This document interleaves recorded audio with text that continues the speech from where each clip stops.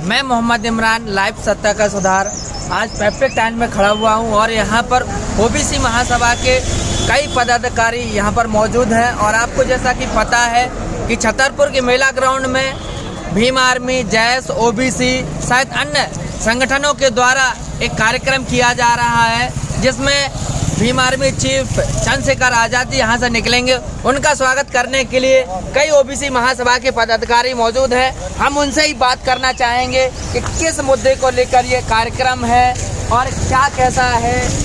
हमारे बीच मौजूद हैं आदित्य प्रजापति जी, जो कि कंडला से पूर्व विधायक हैं। हम उनसे चाहेंगे कि ये जो कार्यक्रम है ये किस विषय को लेकर है और आप लोग यहाँ पर क्यों खड़े हुए हैं। ये हमारा जो कार्यक्रम आज है मानवर कांसीराम जी के जन्मदिन पर है। हमारे जो बहुजन नायक और परिवर्तन को, ये समाज का परिवर्तन लाने वाले माननीय कांसीराम जी के जन्मदिन पर हम लोग भीम आर्मी चीफ हमारे चीफ गेस्ट हैं और SC ST OBC और अल्पसंख्यक के लोग हमारे साथ बड़े संख्या में हैं। ये महापंचायत बुलाई गई है, जिसमें जो माला होता है ना, उसमें हम एक माले पे पूरे समाज को इकट्ठा करना चाहते हैं, जिसमें हमारे पिछड़ा वर्ग का मेन मुद्दा हमने रखा है। जिसकी जितनी संख्या भारी उसकी उतनी हिस्सेदारी।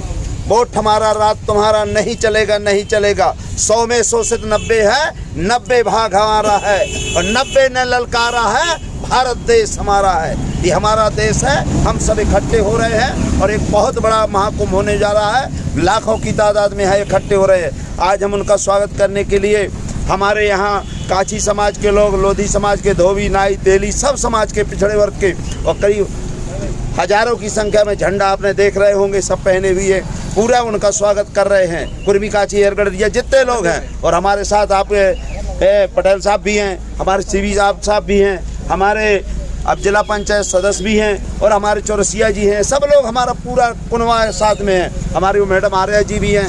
तो आप लोग कल आज महाकुंभ होने वाला है, जिसकी जितनी संख्या भारी उसकी उतनी हिस्से। जो ये कार्यक्रम हो रहा है ये किन मुद्दों को लेकर और इसमें मेन मुद्दे क्या रहेंगे आप? देखिए, मेन मुद्दा रहता है जनगणना, हिस्सेदारी।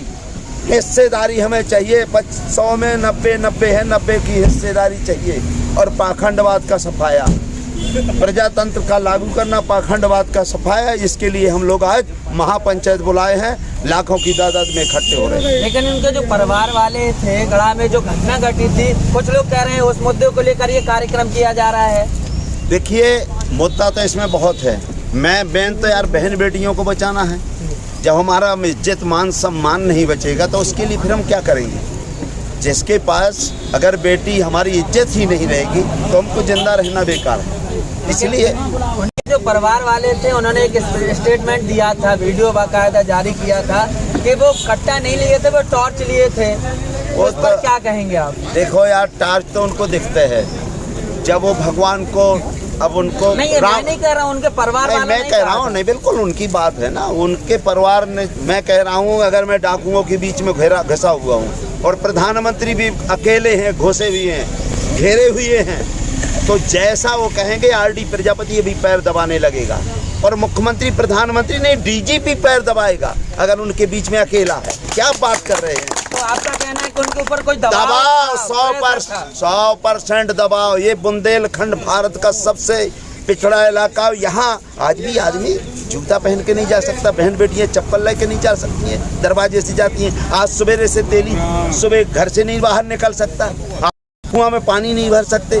आज भी हम लोग बराबर से खाना नहीं खा सकते। आज हम लोग मंदिर में नहीं जा सकते।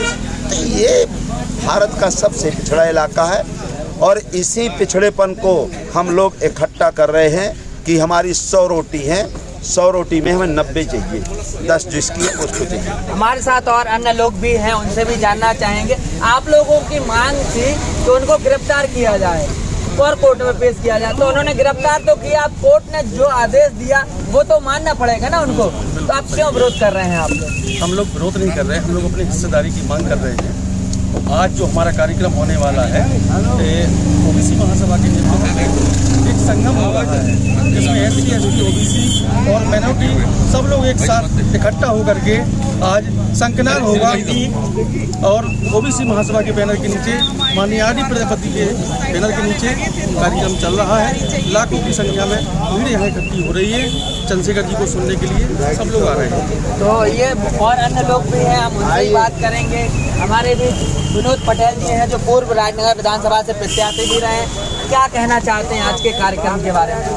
आज SC, ST, OBC महासभा और MRV और गैस का सामूहिक कार्यक्रम मेला ग्राउंड में हो रहा है और हम सभी लोगों की एक ही मांग है कि आरक्षण हम सबको दिया जाए। उसकी जितनी हिस्सेदारी है उतनी ही हर वर्ग में ही आरक्षण दिया जाए, चाहे वो राजनीतिक हो, चाहे नौकरियाँ हो, चाहे जो कुछ हो। इस आरक्षण की साथ की मांग करेंगे और कई मुद्दे हैं जो अलग प्रकार के जो भाजपा कांग्रेस वाले बड़े बड़े लोग भी हैं, किसी को भी किसी प्रकार से कोई भी गाली बक देता है, कोई भी बात कर देता है, उसमें भी बात वहाँ रखी जाएगी।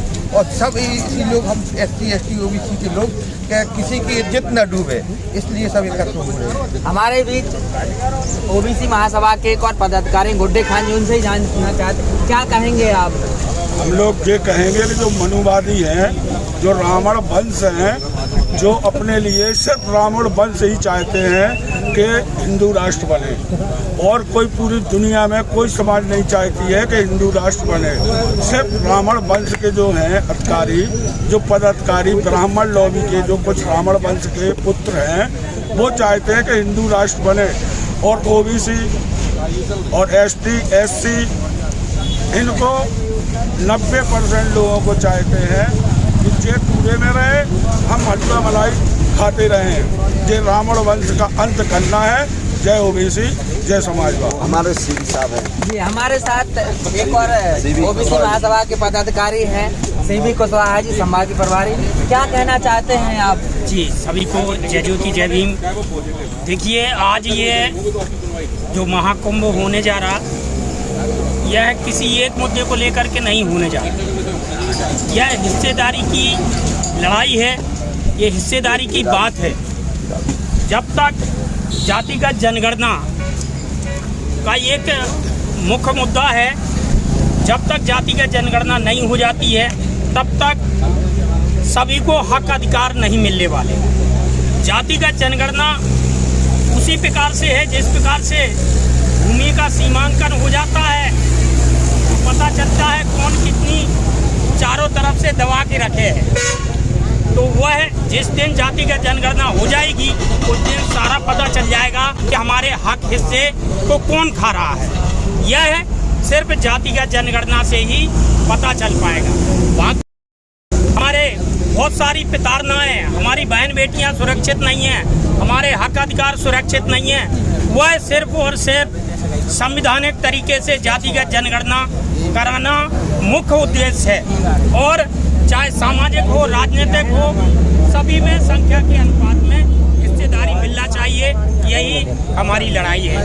हमारे साथ एक और OBC महासभा के नेता हैं और जिला पंचायत सदस्य हैं पुष्पेंद्र यादव जी, उनसे ही क्या कहना चाहते हैं आप कार्यक्रम के बारे में? हिस्सेदारी तो मिल रही है ना, मुख्यमंत्री OBC वर्ग के हैं, प्रधानमंत्री OBC वर्ग के हैं, फिर कौन आपका हक नहीं दे रहा है? हम आपको बता दें कि जब से बाबा साहब का द्वारा रचित संविधान पारित हुआ, उसके अगले दिन से ही मनुवादी RSS के लोगों ने एक संकल्प लिया था कि हम इस संविधान को नहीं मानेंगे और उस दिन से वो इस संविधान के विरोध में षड्यंत्र रचकर देश को जातियों में बांटने कर और कमजोर करने का काम कर रहे हैं। आज वो सत्ता में पहुंचे हैं, हिटलरशाही तानाशाही कर संविधान के खिलाफ एक बड़ा षड्यंत्र कर रहे हैं।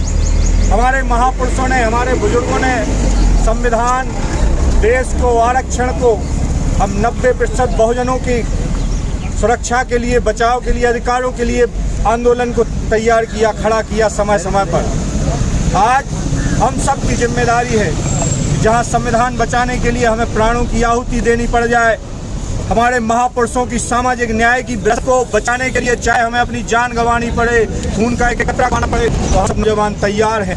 ये जो आंदोलन जो नेताओं से हमने सीखा है, कि उनकी विरासत को, तो आने वाले दिनों में हम एक जमाने में अंग्रेजों के गुलाम थे, मनुवादियों की गुलामी की ओर बढ़ जाएंगे।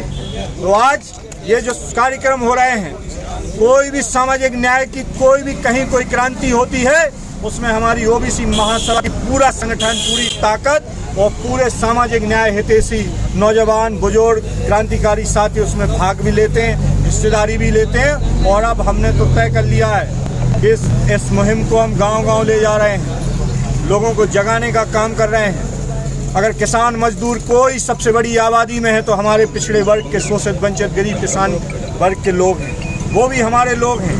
वो लड़ाई को लड़ते हुए हम गांव-गांव जा रहे हैं, लोगों को जगा रहे हैं। हमारी विरासत, सामाजिक न्याय की विरासत की लड़ाई, जब हर विधानसभाओं से हमारे लोग, हमारा वोट हम अपने लोगों को देंगे, हमारे लोगों को उन संसद में, विधानसभाओं में भेजने का काम बनना चाहते हैं। सीधा सा मतलब ये है, आप नई जो विधायक बने हुए हैं, क्या आप लोगों की बातें नहीं सुन रहे हैं क्या? जो हमारे आदरणीय, हमारे पूर्व विधायक जी कहा करते हैं, कुछ नाम देते हैं वो तोते, तो अभी तो वहाँ पर तोते पहुँचे हैं, गुलाम पहुँचे हैं। और जिस दिन वहाँ सच्चे क्रांतिकारी लोग, सामाजिक न्याय की लड़ाई लड़ने वाले लोग जिस दिन वोट लेके उस विधानसभा संसद में पहुँचेंगे, उस दिन यहाँ पर सही सामाजिक न्याय होगा, गैर बराबरी खत्म होगी और वो समाजवादी वतन होगा जिसमें जात पात और धर्म के नाम पर कोई भेद नहीं होगा। यहाँ पर अभी भी 100 से ज्यादा विधायक ओबीसी, एससी, एसटी वर्ग के हैं, तो क्या वो आप लोगों की आवाज नहीं उठाते हैं क्या? हम आपको बता दें कि अगर हमारी आवाज उठाई गई होती तो 15 से 20 वर्ष जो सरकार है, और उसके पहले भी एक सरकार थी, मंडल कमीशन की रिपोर्ट 92 में लागू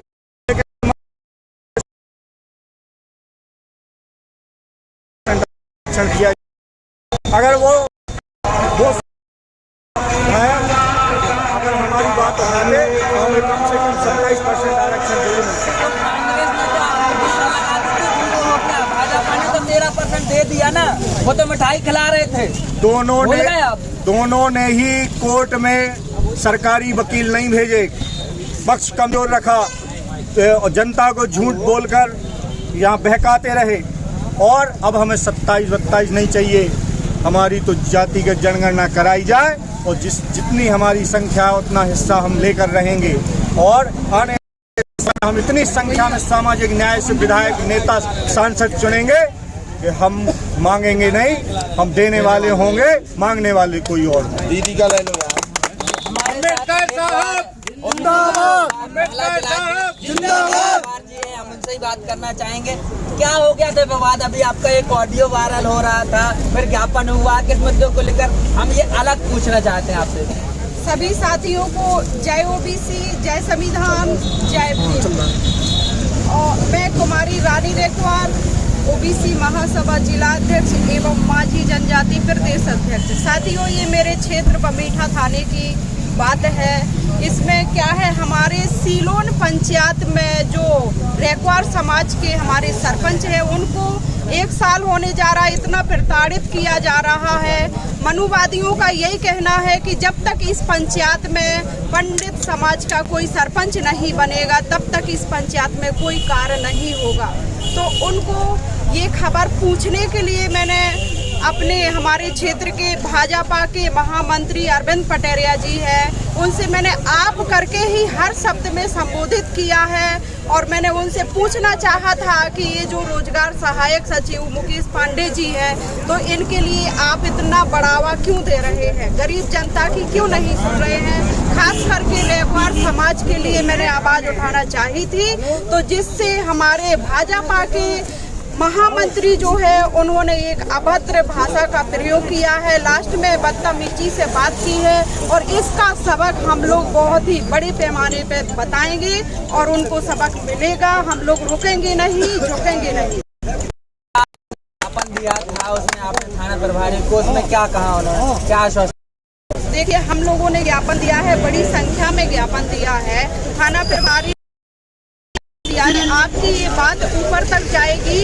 अपने क्षेत्र की बहन बेटियों के साथ एक नेता को ऐसा शोभा नहीं देता है। और अब विधानसभा में उनको वोट मांगने भी आना है, तो उन्होंने तो आश्वासन अभी दिया है कि हम लोग इस पे कार्रवाई करेंगे, और अगर कार्रवाई नहीं होगी तो हम लोग अपने स्तर से धरना प्रदर्शन करेंगे, आंदोलन करेंगे। हम लोग रोकेंगे नहीं, आवाज को हम दबने नहीं देंगे, ताकि हमारे क्षेत्र में पता चले कि मनुवादियों की सोच क्या है। जब ये बहन बेटियों को ऐसे बोल सकते हैं तो बेचारे आम गरीब जनता जो है उनको ये क्या बोलते होंगे भाई।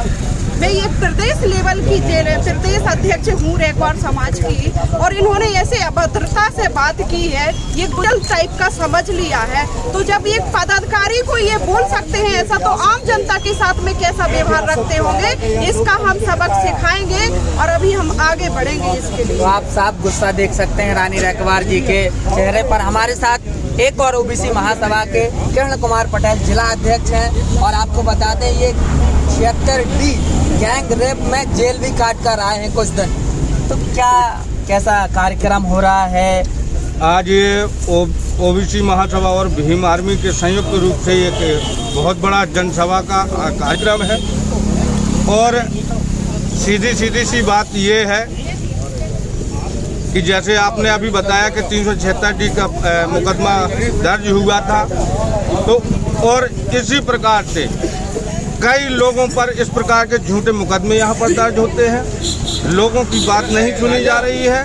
तो कहीं ना कहीं जिस 200 साल पहले जिस प्रकार से यहाँ पर अंग्रेज आए थे, उसी प्रकार से वो गोरे अंग्रेज तो भारत देश छोड़कर चले गए, लेकिन यहाँ पर अभी काले अंग्रेज बाकी हैं। तो ये सभी क्रांतिकारी, और उस समय भी क्रांतिकारी पैदा हुए थे, और आज भी जो हमारे SC, ST, OBC और अल्पसंख्यक के भाई हैं, जो हमारे युवा साथी निकल कर आ रहे हैं, ये भी क्रांतिकारी का रूप इन लोगों ने रख लिया है, और ये क्रांतिकारी का बिगुल बज चुका है। और ये क्रांतिकारी जब तक नहीं रुकेंगे, जब तक इन गोरेजों का यहाँ से राज और साम्राज्य इनका खत्म नहीं होगा, जब तक ये क्रांतिकारी ना रुकेंगे तो ना ये क्रांतिकारी रुकेगी। आप लोगों की मांग थी, जैसा ही वो कांड हुआ था गढ़ा वाला कांड, के सालेग्राम को आप गिरफ्तार कर, तो शासन प्रशासन के लोगों ने उनको गिरफ्तार करा। अब वहाँ से कोर्ट से उनको क्या हुआ, जमानत मिली। अब वो देखिए, वो कोर्ट का मामला है, कोर्ट स्वतंत्र है। न्याय पे तो आप भरोसा करते हैं, न्यायालय पे तो हम भरोसा करते हैं, लेकिन जो यहाँ सत्ता में चंद लोग उनके दबाव में आकर, जैसे मेरे ऊपर ही फर्जी केस उन्होंने लगा दिया था, तो हम लोग 6 माह फरार रहे। उसके बाद हम 7-8 दिन जेल में भी रहे, और जो वास्तु में उन्होंने गाली दी, उसको पिस्टल दिखाई, और वहाँ पर कुर्सियाँ तोड़ी गई। ये तमाम चीज़ें सब वीडियो में दिख रहा है, और वहाँ जिनके साथ मारपीट हुई है वो भी कह रहे हैं कि हमारे साथ इस प्रकार से इसने कृत्य किया है। लेकिन और जो हम दूर दूर तक हम एक बहन की लड़ाई लड़ने के लिए गए थे, हमारी बहन की वहाँ पर FIR नहीं लिखी गई थी, इसलिए हम लोग थाने में पहुँचे थे। तो हम एक बहन की लड़ाई लड़ने के लिए, और उन्होंने बदले की भावना से हम लोगों पर 376D फर्जी मुकदमा दर्ज कर दिया था। तो कहीं ना कहीं ये सब की नज़र में, पूरे मध्य प्रदेश की नज़र में ये बात दिख रही है कि यहाँ के शासन और प्रशासन चंद लोगों के हाथों में है, और किस प्रकार से हमारे OBC, SC, ST और अल्पसंख्यक के भाइयों को यहाँ पर दबाने का काम किया जा रहा है। लेकिन जब सालेग्राम का वीडियो वायरल हुआ, उसके बाद उनके परिवार वालों ने कहा कि वो कट्टा अट्टा लिए ही नहीं थे, वो तो टॉर्च लिए थे।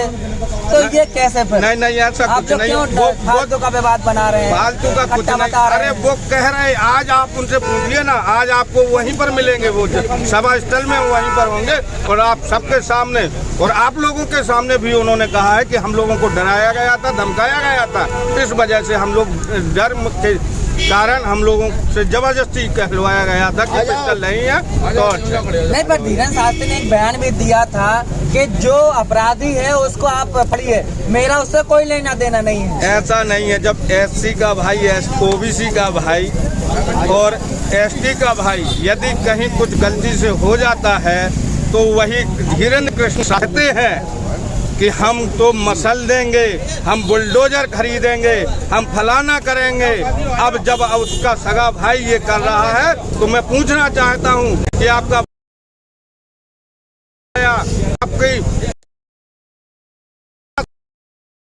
हिंदू फलाना हो जाओ, ठिकाना हो जाओ, अपने भाई के लिए आज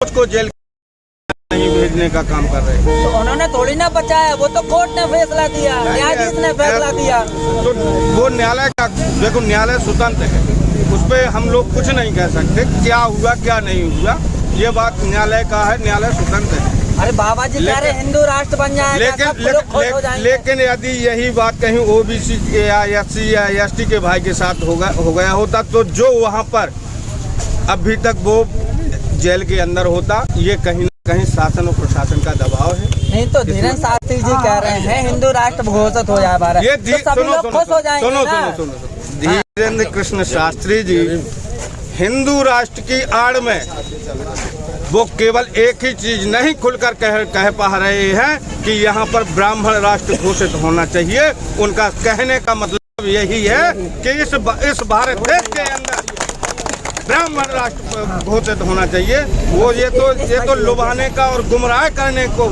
बात करते हैं, घुमा फिरा के बात करते हैं। उनका कहीं ना कहीं साफ और स्वच्छ कहने का मतलब यही है कि इस भारत देश को ब्राह्मण राष्ट्र घोषित किया जाए, केवल एक ही जाति के नाम पर ये भारत देश ब्राह्मण राष्ट्र। अरे वो कह रहे हैं 4 बच्चे पैदा करो, 2 राम के नाम के और 2 काम के। देखिए इसमें क्या दिक्कत है आपको? हमें कोई दिक्कत नहीं, हम तो कहते हैं आप पहले आप शादी करा लीजिए और आप बच्चे 4 नहीं 12 पैदा करिए।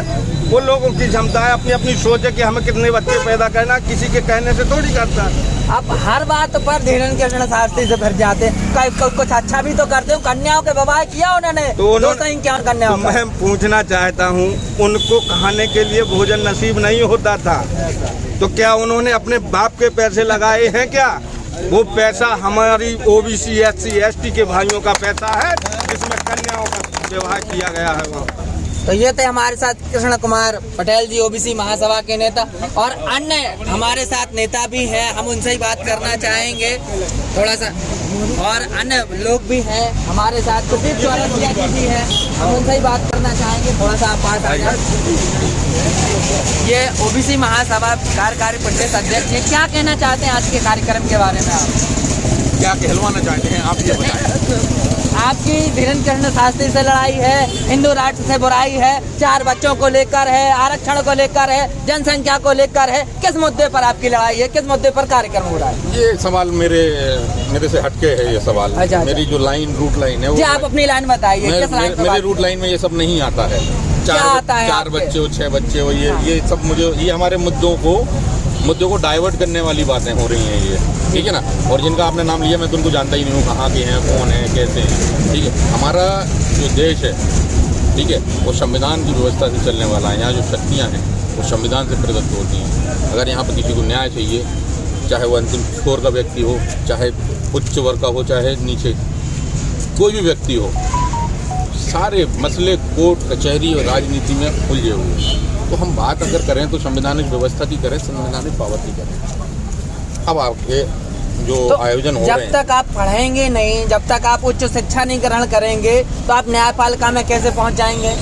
भाई देखिए, पढ़ लिए, आगे बढ़ लिए, सब कुछ कर लिए, लेकिन जो व्यवस्थाएं हैं, जो उन व्यवस्थाओं पर कब्जा है, उन व्यवस्थाओं में जो सिस्टम है।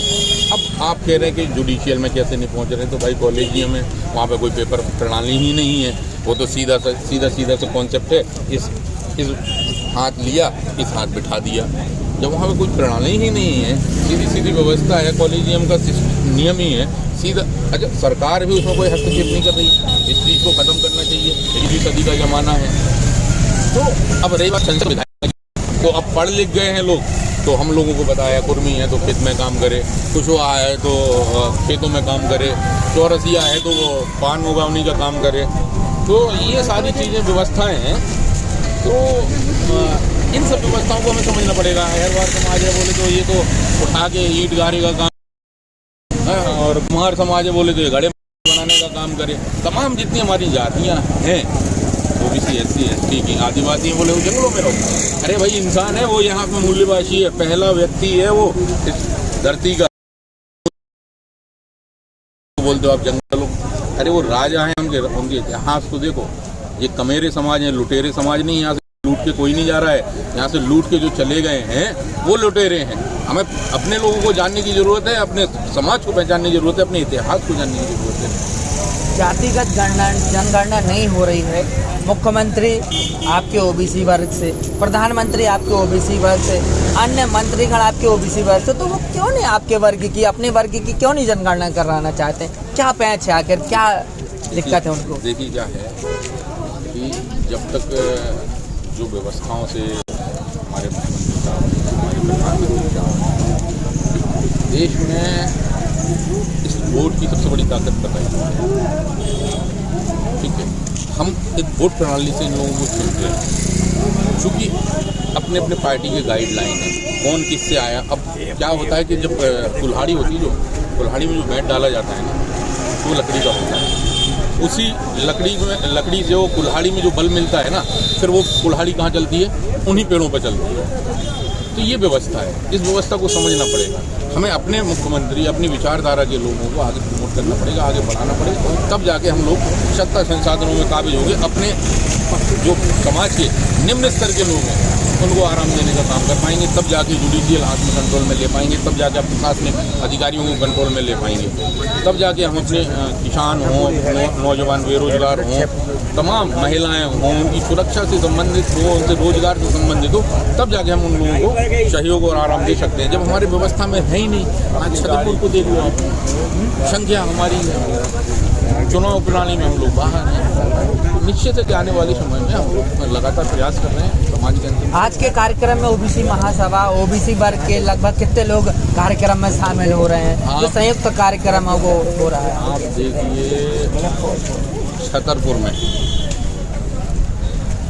हम शासन प्रशासन से मदद लेने वाले लोग नहीं हैं। आप एक व्यक्ति से यहाँ पे अपने कैमरे के माध्यम से दिखाएंगे, कोई व्यक्ति ये नहीं कह सकता है कि मुझे कोई शासन और प्रशासन की मदद से यहाँ लाया गया है। स्वयं के पैसे से, स्वयं के साधन से लोग सिर्फ सोशल मीडिया के आह्वान पर, सोशल मीडिया के आह्वान पर और फ़ोनों से जो सूचना दी गई, जो ग्रुपों से उस पर लोग इतने निकल के आए हैं। तो कहीं ना कहीं यह तो संकेत साफ साफ नज़र आ रहे हैं कि आगामी समय में बदलाव होने जा रहा है। तो ये थे हमारे साथ ओबीसी महासभा कार्यकारी प्रदेश अध्यक्ष प्रदीप चौरसिया जी।